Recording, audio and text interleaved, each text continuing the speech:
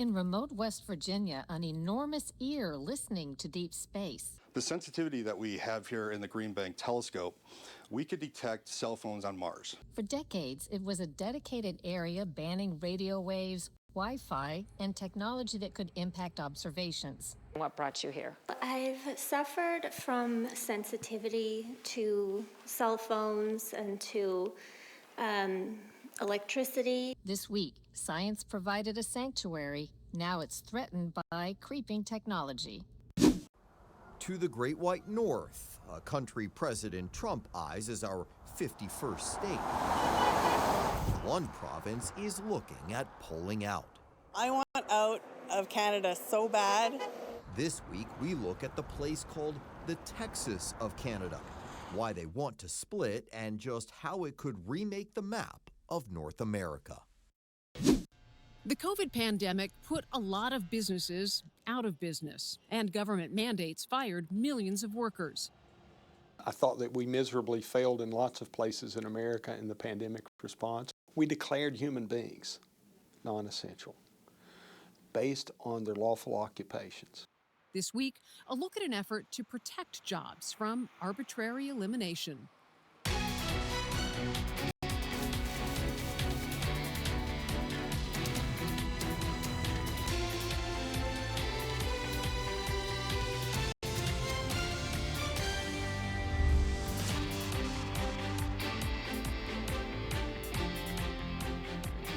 Welcome to Full Measure. I'm Sharyl Attkisson. Today we begin with a fascinating trip to a place you probably haven't heard of and will likely never visit. A place that's been kept radio wave free for decades. A quiet place. Those who've sought it out say it's been life-changing. Their experience raises questions about health effects the rest of us might be experiencing from growing exposure to the devices we've come to rely on daily. And while they might be hard for us to live without, you're about to meet people who say they can't survive with them around. A winding mountain road leads us to Green Bank, West Virginia, a valley sheltered by mountains and so remote fewer than 200 people call it home, which is exactly why it was chosen to locate this giant space-gazing instrument. The Green Bank telescope is the most massive moving object on land. It is a 100-meter radio telescope that collects very weak signals from outer space. Green Bank also happens to be the last place in America where, under state and federal law, you can officially escape the constant hum of electromagnetic fields, EMF, invisible areas of radiation energy produced by electricity. So we just detect radio waves right now.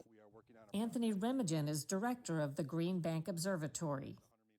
Can you simply explain a radio-free zone and what was the intent in the 1950s before there was the technology we have today? Absolutely. So right after World War II, it was decided that we needed a national observatory, and radio astronomy was just coming into its infancy given the technology of radar that was produced, during the World War II.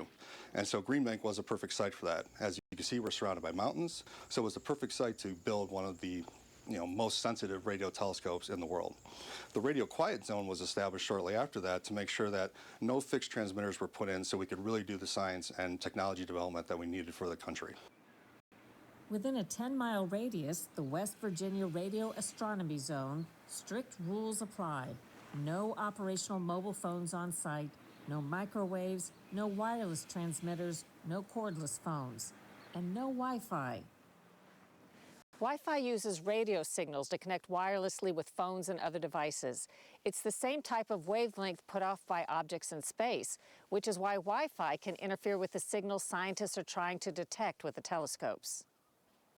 We could detect cell phones on Mars. That's how sensitive our equipment is. And so if we're going to be looking at that type of signal coming from that deep in space, what we need is an area that is as quiet as possible to, really suppress the emission from basically earthbound radio transmitters. So that's why there's no cell phones allowed on site, and we don't even have microwaves on site, because that also emits radiation that we could actually easily detect when you're microwaving your lunch. And so we try to be as quiet as possible.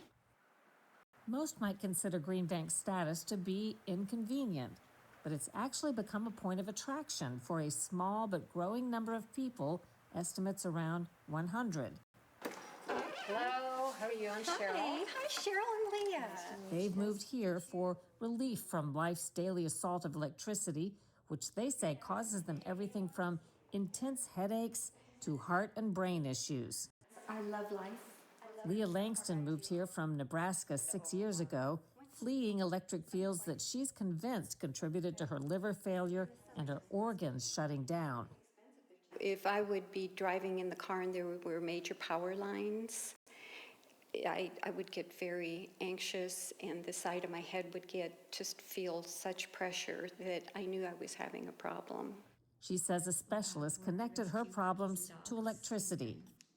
My cells have a condition that allow too much calcium inside, and that causes my cells to be like an antenna that just gather all electricity and radiation and make me sick. Causes me great pain. What did the neurologist diagnose you with? How did he explain to you what was happening? He put all the dots together and said that my various symptoms was radiation, and whether it was from electricity or the LED lights or Wi-Fi, I seemed to be sensitive to all of them. My neurologist told me that if I didn't leave, I would die within 3 weeks because my heart was giving out on me, and he was in a mentorship for electrical sensitivity, which was remarkable. So my husband threw me in the RV, packed what we could, sold everything, and here we are. Hi, you must be Lisa. I'm Lisa. Lisa and Leah. Nice to meet you. Others who are sensitive to electricity came to Langston's house to tell us why they uprooted to start a new life in this quiet zone. Why you're here and what brought you here?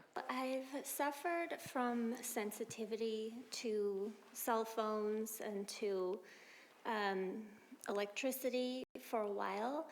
And I was living in Brooklyn for about 10 years, and it increased. And one day I became so ill that I came here only for, I thought, a couple of weeks, and I'm still here. I've had the sensitivity for a while, and at one point it got much worse. But then our county council voted to have 5G small cell antennas in front of every home, and so then I knew that I had to leave. You just came here recently. I just came here 2 weeks ago. Well, I first became RF sensitive when they turned on 7 smart meters underneath my bedroom back in 2012. The last thing that got me here was that I finally, from magnetic fields from bad wiring in the condo, I had a heart attack. My wife and I finally decided we have to get some property here and get a house here. Our health was getting worse and worse, so finally 2 years ago we have a house here. So I work about 3 or 4 days a week from this location, helping local clients as well as for my own health. Andrew McAfee isn't just a sufferer. He's also a licensed electrician who troubleshoots houses of electrically sensitive people. You're clean? Good. Before our interview, he checked out our camera gear to make sure it wasn't emitting any signals. So what's the definition for what we're talking about today? I call it electrical sensitivity. By reducing our exposure to external sources of electromagnetic forces, we have a chance to finally be free of what's causing the disease. In fact, he says he made sure Leah Langston's home was safe for her when it was under construction. What did you do in this house as it was being built? I worked with the installing electrician to make sure that the way that the wires were shielded would be correct. There's a lot of things that you can mess it up on, and he was a very good electrician, but basically installing MC cable or shielded cable is the first step, and that's what they did. Overall, major health groups insist the levels of radiation we're exposed to are safe. But as wireless technology has exploded, most American children have a mobile device, there's Wi-Fi everywhere, concerns are rising about what chronic exposure might do to our health. Numerous expert health groups and studies have classified as possibly cancer-causing the electromagnetic fields created by microwaves, cell phones, cell phone towers, laptops, smart devices, and other everyday tools with greatest risks to children. Other documented impacts include fertility issues, immune and genetic changes, and brain effects that can fuel depression and anxiety. Is it fair to say that some people are more affected than others because they have some other co-factor? That is absolutely 100% true. There are infections, there are diseases inside of us that are being stimulated, which will increase a disease. MS, Parkinson's, all this stuff is absolutely known 100% to be reduced when you take away the dirty electricity or lower the electric fields, magnetic fields. So the other component of this is, well, could everyone benefit with a lower wireless exposure? Yes, of course. Your chronic fatigue, your eye burn, your mood swings, all this blood sugar, it's all well documented. It's just, what's the cost benefit? But even in America's last legislated quiet zone, there are rumblings. Recent loosened restrictions approved by the observatory allow common Wi-Fi. The shifts say some driven by the local schools' needs. What do you have to say about that? Is that a concern? It's really a death knell to all of us who have invested in this area to have it protected. It would be very easy for city-wide Wi-Fi with emitters on every pole to then go up and be ubiquitous all over the county. I know there's requirements for them to get approval on that, but right now, nothing would stop it.